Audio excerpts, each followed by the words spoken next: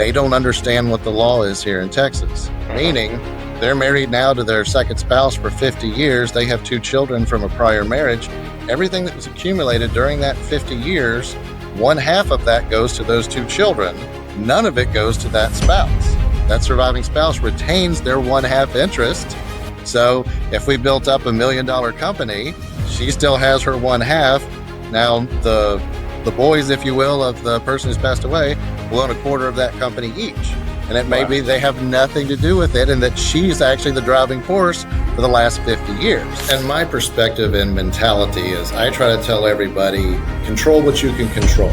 And that's what estate planning is, right? We don't get control when we go, how we go, anything else, or even how we're going to be perceived after we go, right? But if we have a plan in place, it's helping our loved ones, you know? Maybe we don't have to use it even as far as, going to probate the will, but if we don't have it and we need it, we're spending a lot more money, and we're inviting almost all these fights that otherwise would be, I'm following the person's wishes who's passed away. And you need to honor that, right? Most people think estate planning is something that you do in your 60s, but the truth is, it's not about age, it's about readiness. Obviously, I have come to you, and I remember I came to you actually 4 years ago, even when I had no idea of what storm was ahead of me, but I was just always thinking and preparing and planning. But most people delay estate planning, which I guess I'm not sure why. Well, even Jesus prepared for his time that he was going to be leaving. He theoretically had a will. He theoretically had a trust. He appointed the people who was going to oversee. He appointed in the will who was going to go and where they were going. Like, he literally planned.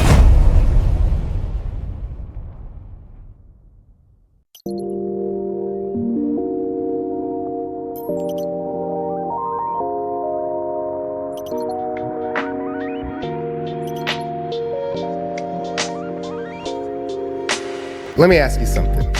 If something happened to you tomorrow, would your family know what to do, or would they have to Google? It's a scary thought, but for most families, it's a reality. 67% of Americans have no estate plan at all, and for Black families, that number drops to about 18%. So let's make this personal. I didn't grow up hearing about trusts, estate, or wills, and honestly, I thought that stuff was just for the wealthy. But when I became a husband and a father, everything changed. And the deeper I got into my legacy planning, the more I realized a will is not enough. So today, I'm demystifying estate planning and the real truth about what your family needs before the unthinkable happens. I'm joined today by Jonathan B. Randolph, an experienced estate planning attorney who's helped hundreds of families across Harris County and beyond prepare smarter and better and stay out of court. So let's get into it, because when the what if happens, you'll wish you had. And today I want to welcome my guest, Jonathan Randolph. How you doing today?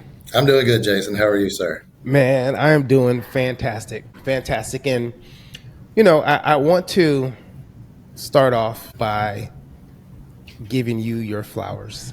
And for the people who are watching this, he is my personal lawyer. And I've, in the last 20 years, and, Keith, if you ever get a chance to watch this, you and him are the Shaq and Kobe for me. So just so you know, but both of you guys, and Keith is the only other person who has really showed up in a way that you have showed up, where I think that you deal with a lot of different lawyers through your journey in life when you start to deal in different aspects. And I can say that the level of attention, the level of compassion, the level of understanding, the level of communication that you have shown me just through the time that I met you and the time through my journey has been something that I hold very dear, and I'm just appreciative of. And I think that I wish that this was the standard for how lawyers were or are, but this is definitely not the standard. So I just want to let you know that I am thankful and I am very gracious for everything that you have done through these years of working with me. Thank you very much. It's been my pleasure. Yeah, awesome. Okay, so let's jump right into it. So most people think estate planning is something that you do in your 60s, but the truth is it's not about age, it's about readiness. Obviously, I have come to you, and I remember I came to you actually 4 years ago, even when I had no idea of what storm was ahead of me, but I was just always thinking and preparing and planning. But most people delay estate planning, which I guess I'm not sure why. And I guess, for starters, why do you think people delay estate planning? Most people assume the best as far as longevity. If nothing's broke, don't fix it mentality of, if I'm not in the hospital, if I don't have an upcoming surgery, it's kind of in the back of everybody's mind. The other thing that comes up quite a bit is people say, I don't have anything as far as assets worth dealing with. The reality becomes, if we have situations, especially if there's a blended family and there's no will at all in place, now we're dealing with a whole lot of extra time and effort, because the whole we didn't have anything still has to go through probate or some sort of administration without probate. And that's extremely more expensive and complicated. And, for the amount it takes to do your estate planning versus the amount to try to fix it when someone doesn't have estate planning is exponentially backwards there. Yeah. So for people that are watching, does probate happen in every state? Yes, probate is available in every state. Here in Texas, it's actually known as one of the better states as far as not having a whole lot of extra entanglement.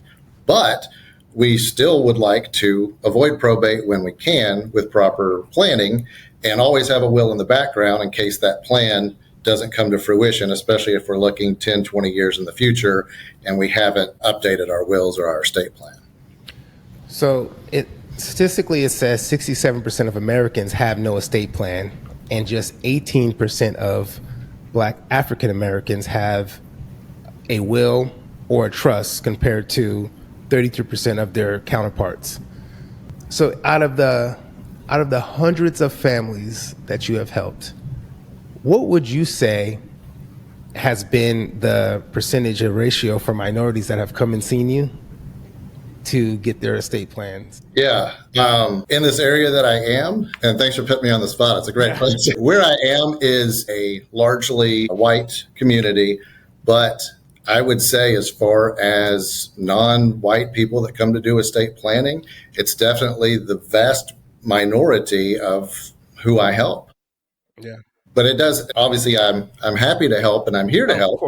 Of course. But there's also, on one element of that too, is if there's a language barrier, they're probably never going to come see me if they need someone that speaks their native language, right? Sure. But when we get into, specifically African American community, I do assist all the time, and there's not the language barrier, but it's not necessarily, I see as a driving force to that community to come out and get their estate planning done by any means. Absolutely. And, that was, by no means was that meant to put you on the spot. Sure. Because I come and see you, and I love you. Absolutely.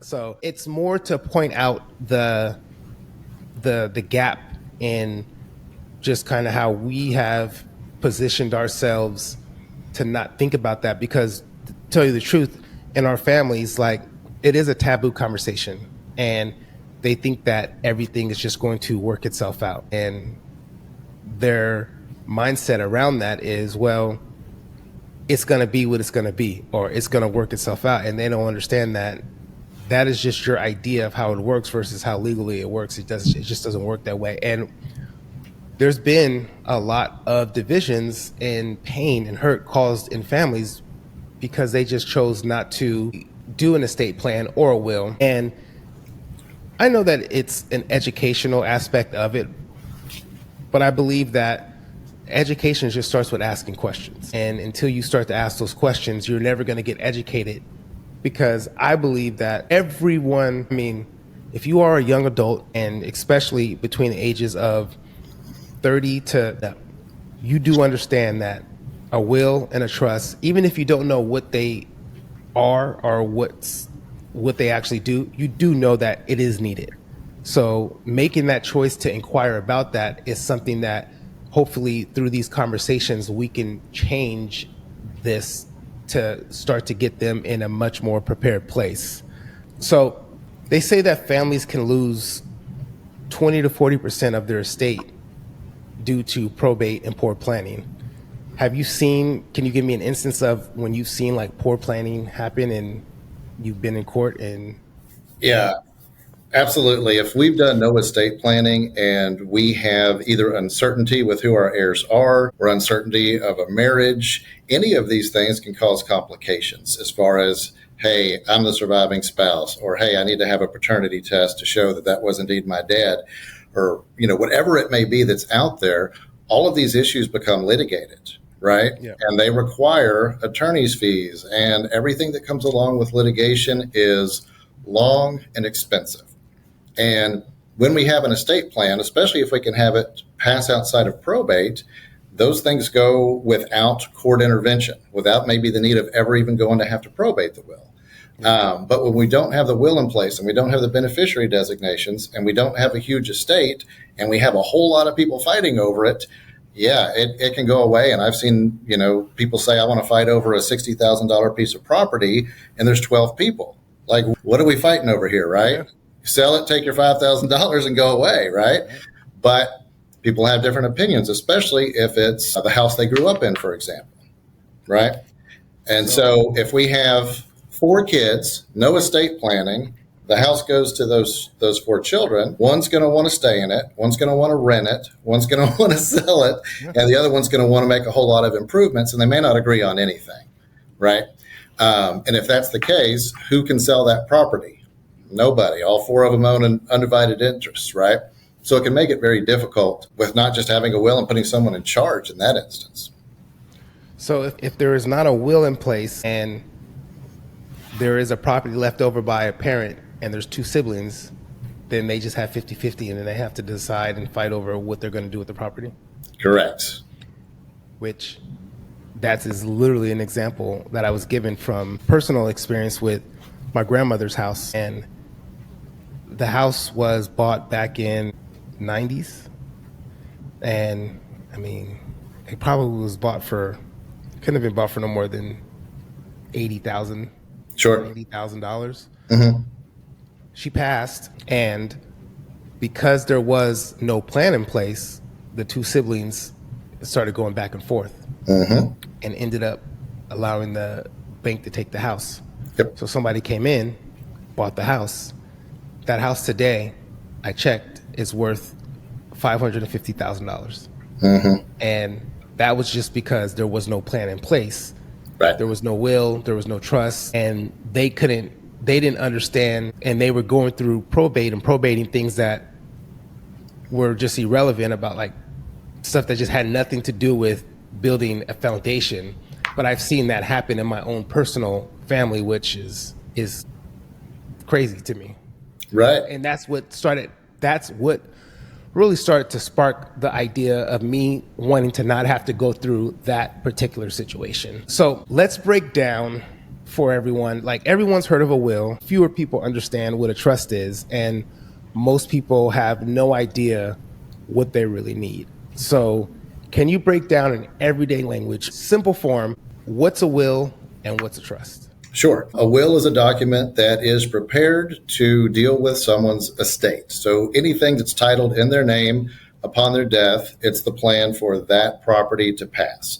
It also says who's going to be in charge of their estate, and ultimately who it's going to be distributed to, depending on what's happened in life. So that's a will. A trust, however, is different in that we no longer own the property individually. The trust owns the property. And in that instance, when someone passes away, that property is not subject to probate, because now we don't have a transfer of title upon someone passing away. It's still already owned by the trust. It would just now be for the remaining beneficiaries after that point of time. So a trust allows us to separate who owns the property versus who can manage the property legally. And it was especially important when we have minor children or property outside of the state. So the reason we want a trust for those two reasons is if a child winds up inheriting property, we have a lot of problems because they're not 18. We'd have to do what's called a 1301 trust here in Texas that's done through the court, and it's supervised. And so all these fees are coming out during that time, right? The other thing is if we have property outside of the state, we want the trust to own it. So in this instance, we would have someone who'd pass away in Texas would have to go to probate to get letters in order to be able to go deal with mineral rights in Oklahoma. So now we're doing 2 probates when we don't want to do any. So the trust bypasses all that, assuming it's properly funded with those properties. Yeah. No, it's funny because even with stuff that's on like television and stuff that's on social media, I remember I called you one time and I was watching Landman and something that like this didn't make sense to me. I was like, because they were so in the movie he was in the bed and he was dying and his lawyer came in and appointed the trustee as the trustee came in and was like, well, according to his will, if he is incapacitated, then this person becomes this person becomes this, the CEO, X, Y, and Z. But he was like, and we need to hurry up and do this sale before these things go through probate. But it's like, well, he's a billionaire and everything is in his trust. So that's one misinformed situation when it comes to just how trust works, as well as everybody has this idea of having to build this. And I support it, but I know that it takes a lot more intricacy than just a regular trust. But a lot of people, they throw around these words like dynasty trust, legacy trust, so there's a lot of misconception about these big grandiose trusts out there that I think people get kind of a little afraid from because there's misinformation out there opposed to them just going to somebody and asking like, hey, what's a simple trust? Like, how does just a basic trust work?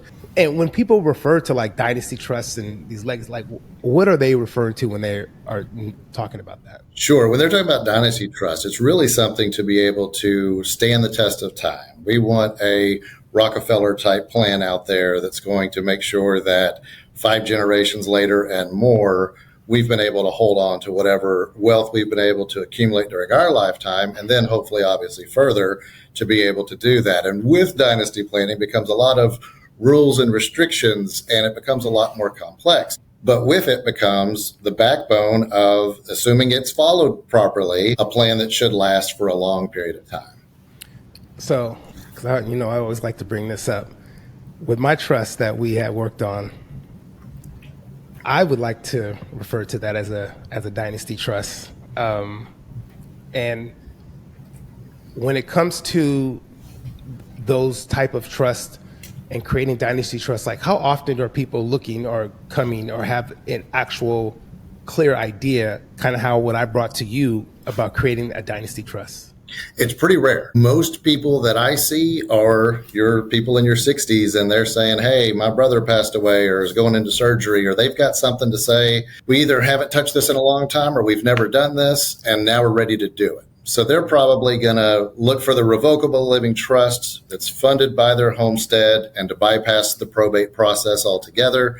But otherwise, they're not necessarily owning any businesses or have anything that really the legacy trust would work for. It really takes an entrepreneur that wants to utilize it.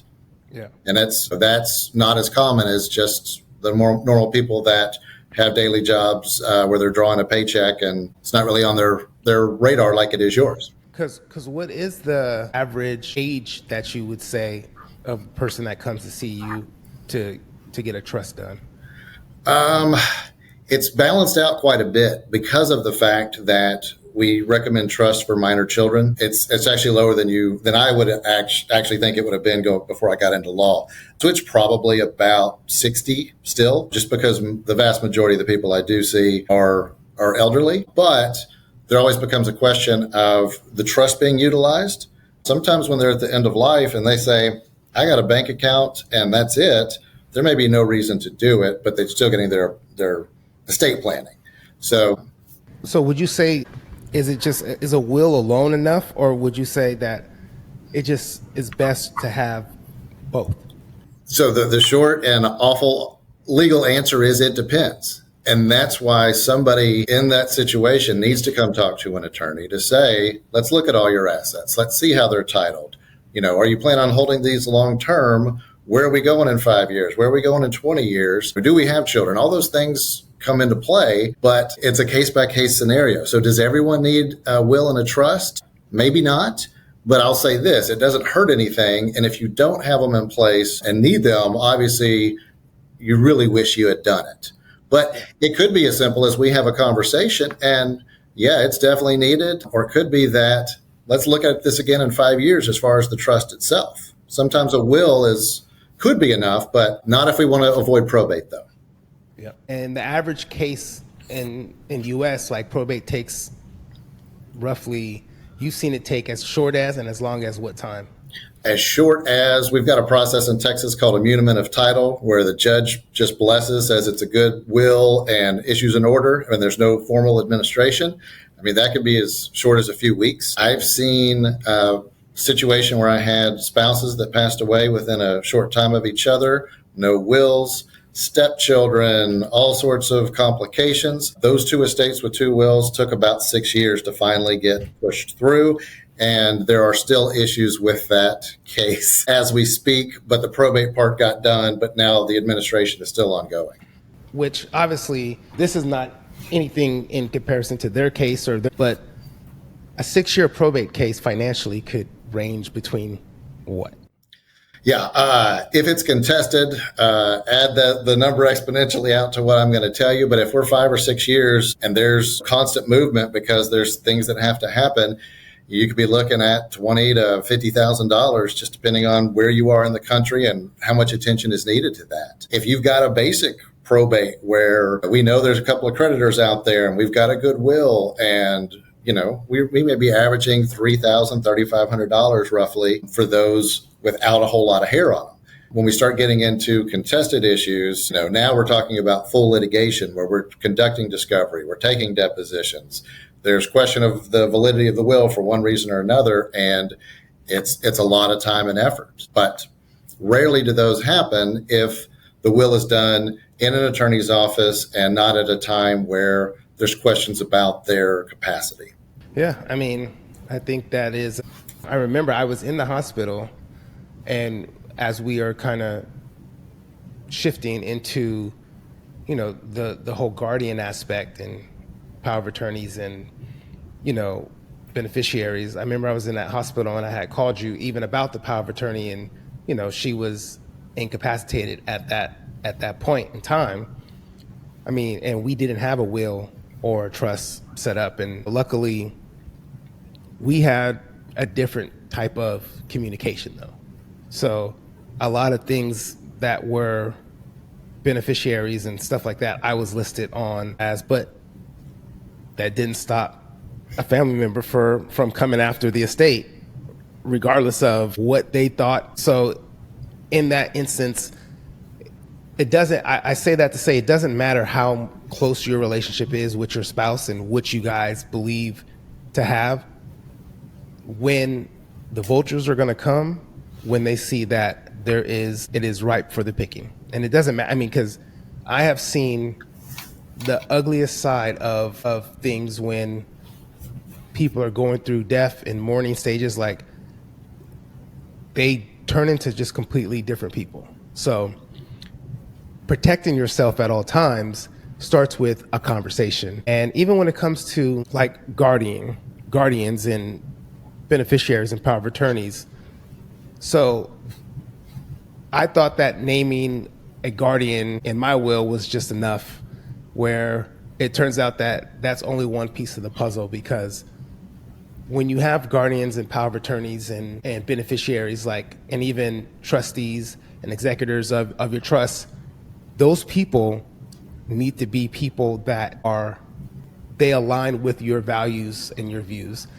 Can you give me a situation where somebody named maybe a minor child listed as a beneficiary, or they didn't have a beneficiary when it came to that type of setting? Yes, I've had a situation, actually several situations that required probate because essentially a spouse had passed away and the person who's now dying did not update their beneficiary designation. So it's still listed spouse who predeceased the person now. So now that asset that was otherwise taken care of with a beneficiary designation now has to come through probate, even though it was the only thing that was required to go through probate. But otherwise, we have a check in the name of a deceased person that we can't do anything with. So we're pretty much forced. So what do you think is the most common mistakes do you see people make when it comes to thinking they have everything covered? The biggest issue I see over and over, and I applaud them for their attempts, but a lot of people will go on LegalZoom or go to Office Depot and get some forms, and they will fill out their will and do everything they think they need to do, and they will sign it. And the problem is, under Texas law anyway, a will can either be wholly in a testator's handwriting, is what it's called, or it must be witnessed and signed before a notary, right? So in this instance, they may sign it off, and then notary does theirs. Witnesses come in 2 days later because they came in town for the weekend, and then they sign off. They think they have a valid will. It's been notarized. It's been, properly in their mind signed by the witnesses. The problem is it's validly incorrect on its face because now we have two different dates, and the rules require us to sign at the same time in the presence of each other. So if nothing else, it creates a huge issue because we have signatures, we've got everything in their mind, and they have that peace of mind, but no one's looked at it to tell them, you've got a big problem here. So that's the biggest one I see. If, it's really difficult in that situation to tell that family that we don't have a valid will. Did they make one before maybe that, might possibly be subject to probate to help out? And what does that look like? Yeah. But yeah, that's the biggest peace of mind aspect that people have. That's just a false peace of mind, unfortunately. And what are some blind spots people miss after divorce, remarrying, or just having kids? Sure. The biggest one is, in that situation, blended family. They don't understand what the law is here in Texas, meaning they're married now to their second spouse for 50 years. They have two children from a prior marriage. Everything that was accumulated during that 50 years, one half of that goes to those two children. None of it goes to that spouse. That surviving spouse retains their one half interest. So if we built up $1 million company, she still has her one half. Now the boys, if you will, of the person who's passed away will own a quarter of that company each. And it may be they have nothing to do with it and that she's actually the driving force for the last 50 years. And so in that situation, people don't realize that a will is necessary to be able, if our wishes are different than what state law says. And in this case, it's probably very different. And that's why if we've got a blended family, I've got to see them, or someone needs to see them, because the rules change significantly. Yeah, no, that was, which is funny because after this, I do got a question for you. Okay. People, but yeah, got a situation going on. No, that makes sense. Well, I had a question for you. It's just a trivia question. Do you know how the term trust, or where the trust actually started, or where the name trust came from? I used to, but I don't remember, other than you need to trust whoever you're putting in charge of it. But no, tell me.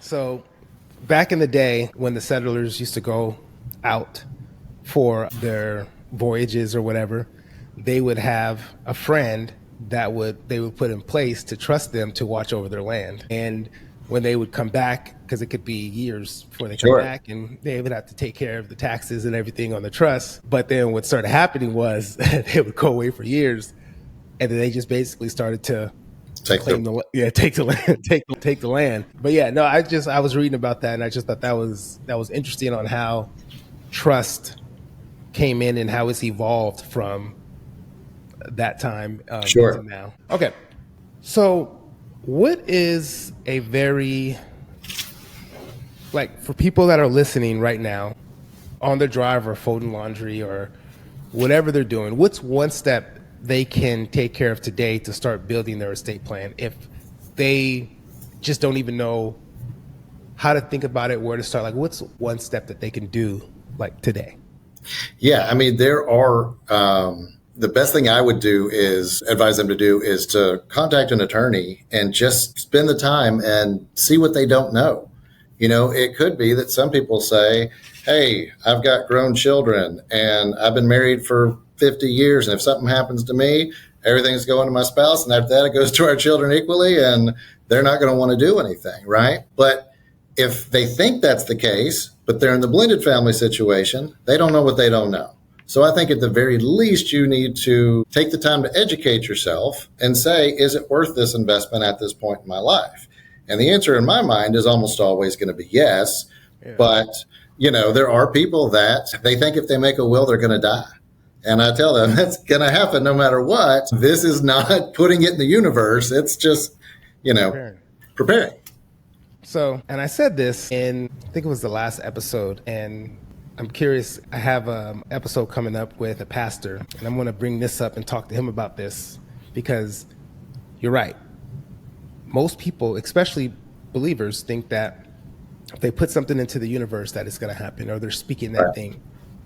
And I was referencing in the last episode that, well, even Jesus prepared for his time that he was going to be leaving. He theoretically had a will. He theoretically had a trust. And he appointed the people who was going to oversee. He appointed in the will who was going to go and where they were going. Like, he literally planned. So I don't understand how, I don't know. I'm just so curious on where this fear came in for people to just completely just ignore it. Yeah. And my perspective and mentality is I try to tell everybody, control what you can control. And that's what estate planning is, right? We don't get control when we go, how we go, anything else, or even how we're going to be perceived after we go, right? But if we have a plan in place, it's helping our loved ones, Maybe we don't have to use it even as far as, going to probate the will. But if we don't have it and we need it, we're spending a lot more money, and we're inviting almost all these fights that otherwise would be, I'm following the person's wishes who's passed away. Yeah. And you need to honor that, right? Yeah. How does somebody start a conversation with their spouse or their family about this process? What would you recommend? Yeah, I mean, I'd say watch your episode here to start getting it, because the other thing that happens is without some sort of outside force, they're probably not going to do it. And usually the outside force is, someone close to their age, sadly, either having a near death or surgery or dying. Yeah, and when someone says, I'll do it later, like, what would you recommend to them when you hear that, when somebody keeps saying, like, oh, I'll do it later? That's fine. You'll do it later, but start the process, right? Because we've got a questionnaire to start it, and then we have to talk to you and make sure you understand everything and we're on the same page. And it is a process, but just do it, because once you're done, you will feel better. I mean, I always joke that I don't sell any products, but I do think if there's something that I would be able to say to quantify that I sell, it's peace of mind. Because now we've done our estate planning. We've done it with an attorney that's been doing this for 20 years. It's not to the false security even of saying I printed off my LegalZoom documents and, we signed them over the course of a month and now we're good to go. We don't have those issues. Yeah, and I think sometimes it's just so hard to communicate to people the peace of mind that they don't know that they're going to want. Sure. They haven't gone through the storm. And it's almost as if I use this umbrella in a lot of the episodes about which Dr. Chris actually brought up, which was a great analogy in the last episode, where he said that having an umbrella and knowing what umbrella to use is where the doctor is able to take the umbrella out before the storm starts, opposed to fighting over which umbrella you're going to use. You're out there getting wet, and then you have to go and get the umbrella to then get covered. And that's the same thing when it comes to wills and trusts and conversations. Like, I want to just really hone in on just the conversation aspect of starting the conversation and understanding that just because you are starting the conversation, it does not mean that you're going to die next week. It means that, to me, that's the highest level of of love that you can give to your family, to your spouse, is because when we talk about providing and protecting, that doesn't mean that that just only exists or happens while you're here. It happens and proceeds when you're actually gone. So Absolutely. And taking that little bit of time to go through the process and getting down your wishes takes away a lot of that potential stress that comes when we haven't. I mean, absolutely. And when it comes to guardians and executors and trustees, like, can you give me an example of when you've seen that done in a way that was not the best way done? And then how would you recommend them thinking about that when it comes to having those people in place? So a bad experience of when they picked the wrong people versus an experience where it's like, okay, this was done in more of a... Sure. Yeah. The bad experiences typically tend to be that someone says, we're just putting the oldest child in charge because they're the oldest, right? And then you talk to the other siblings and they're like, he's filed for bankruptcy and he's terrible with money and he doesn't follow through. But mom and dad felt sorry for him, or whatever it may be, or just he is the oldest. And so there have been those situations where I have people in my office and all I need them to do is sign a piece of paper, right? So that we can do something. And they seemingly can't get it done for months at a time until you pin them down and say, can I meet you at my office at this time to do it, right? On the other side, and the reality of the situation is most probates go pretty darn good because most families do get along, especially when there's a will in play. It says whoever's going to be in charge, and the others know that they are, and they cooperate. They sign off when they need to, and it's usually pretty much a non-issue. But when we put two people in charge, or we put someone that's irresponsible in charge, we can have some bad problems there. Yeah. So as we land this plane, is there anything else that you maybe would want to communicate for someone who is just trying to wrap their head around taking the first steps, and specifically the younger generation? And I say younger generation, I'm just speaking in, between 30 to 50, like Sure. that generation. Is there something that you could give them as far as just guidance on just kind of how to start to really position their brain around this? Yeah, it's really a question of knowing what you don't know, right?